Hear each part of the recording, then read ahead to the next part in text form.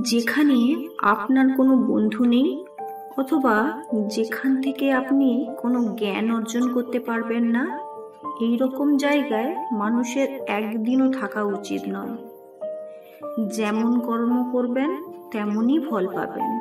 কোনো ভগবান আপনার কপালে দুঃখ দূর করতে পারবে না। মানুষের দাম বেড়ে যায় কখন জানো?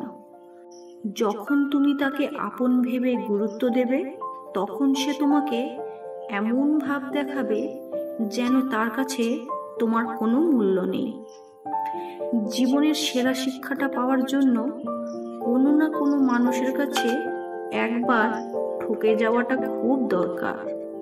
সরল মানুষ যদি দেখো হঠাৎ চালাক হয়ে গেছে, তাহলে ভেবে নিও জীবনে তাকে অনেক ঠকানো হয়েছে। মানুষকে বেশি গুরুত্ব দিতে নেই। অতিরিক্ত গুরুত্ব দিলে মানুষ ভেতর থেকে অহংকারী হয়ে ওঠে। ততটুকুই গুরুত্ব দেওয়া উচিত যতটুকু সে ডিজার্ভ করে। মানুষ চেনার ক্ষমতা সবার থাকে না, আর যারা মানুষ চিনতে ভুল করে তারা জীবনের প্রতিটা পদেই হেরে যায়।